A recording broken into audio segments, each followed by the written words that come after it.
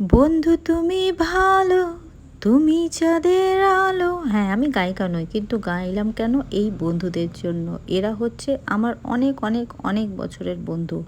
আর অনেক মাস পরে কিন্তু ওদের সাথে আমার আবার দেখা হলো। ভীষণ এক্সাইটেড ছিলাম, চুটি আড্ডা দিয়েছি, আর হাসির রোল যেন পুরো কফি হাউসটাকে একদম ভরিয়ে দিয়েছিল। দেখেছো অ্যাম্বিয়েন্সটা কি ভালো, আর ফুড কোয়ালিটিও কিন্তু এখানে যথেষ্ট ভালো ছিল, এবং বসে বেশ কোয়ালিটি টাইম কিছুটা স্পেন্ড করতে পারবে। এবার এই গানটা করলাম কেন সেটাই কিন্তু আমি বলবো।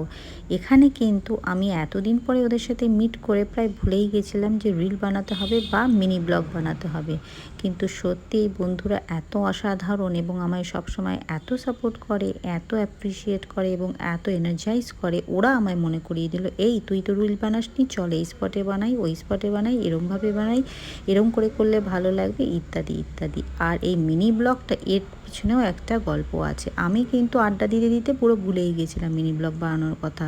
ওই জন্য ভেতরে কিন্তু দেখতে পাচ্ছ কোনো মিনি ব্লগ বানানো হয়নি। যখন আমরা বেরোচ্ছি তখন আমরা কিন্তু এটা বানিয়েছি, কারণ আমার 2 থেকে 3 জন বন্ধু হঠাৎ বলল, এই তুই তো কই একটাও মিনি ব্লগ বানালি না, শুধু রিল বানালি। তখন আমার খেয়াল হলো, ও হ্যাঁ তাই তো, আমি একদম এক্সাইটমেন্টে ভুলে গেছি।